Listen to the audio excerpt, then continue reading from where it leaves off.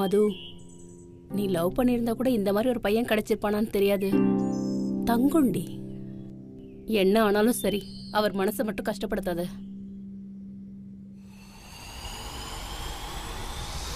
ஏய், கோர்ட் வேணாம், லாயர் வேணாம், டிவோர்ஸ் பேப்பரில் சைன் போட வேணாம். ஒரு டிவோர்ஸ் கப்புள் எப்படி இருப்பாங்களோ அப்படி தான் இந்த வீட்டில் நம்ம இருக்க போகிறோம்.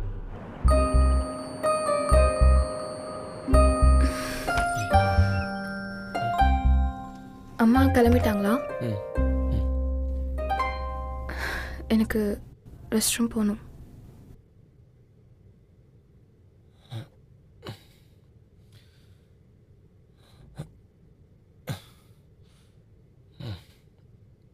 அப்போ உண்மையாக தான் பார்த்துக்கிட்டீங்களா?